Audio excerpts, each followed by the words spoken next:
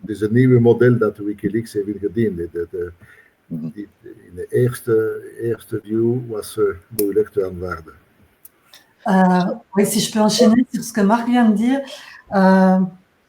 et faire un lien avec la question qu'on se posait tout à l'heure sur comment le rendre sympathique.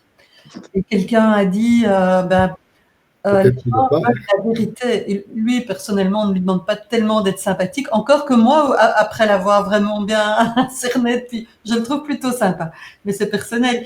Mais si les gens veulent la vérité, il faut savoir que Wikileaks, sa caractéristique, c'est de n'avoir jamais délivré que des documents authentiques. On n'a jamais pris Wikileaks en défaut de donner de fausses informations. Et ça, je pense que c'est tellement, dans la période qu'on vit, c'est tellement incroyable. Donc ça, c'est peut-être quelque chose qu'il faut toujours remettre en avant. Hein, c'est que le système même se fonde sur le fait que les gens apportent, et Wikileaks ne va reprendre que des pièces originales, que des documents originaux, des télégrammes, des mails, des manuels d'entreprise, que sais-je.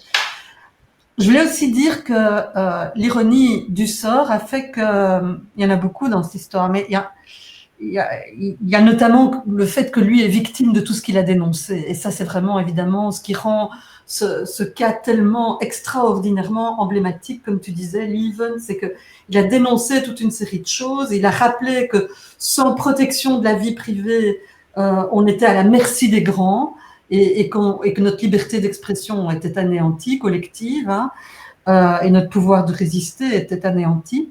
Mais alors, l'ironie a fait que parmi les leaks que Wikileaks a reçus, il y a eu des leaks de la NSA qui expliquaient comment elle allait piéger Julian Assange. Donc, on sait très très bien la stratégie. Il y en a eu plusieurs en plus. Donc, on connaît la stratégie de la NSA et ils le savaient depuis très longtemps. Et ces leaks datent un peu d'avant la Suède. Et ils avaient 3 stratégies qu'ils ont toujours répétées, qui sont, envoyer à Wikileaks des fausses informations pour que quand Wikileaks va les publier, on puisse dire que le système est une imposture, voilà. Et dans le même genre, il y avait aussi trouver les sources et dire que c'est pas du tout sûr d'envoyer quelque chose à Wikileaks parce qu'après, on risque d'être tué ou traqué ou emprisonné. Donc ça, c'était la première chose. La deuxième chose, c'était détruire l'image personnelle de Julian Assange.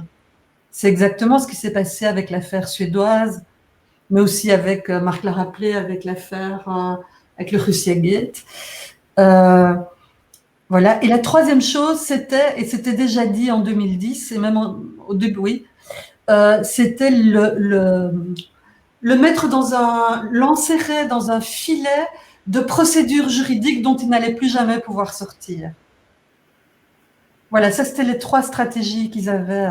Donc décrédibiliser Wikileaks, décrédibiliser Assange sur son image morale et le mettre dans un système judiciaire inextricable.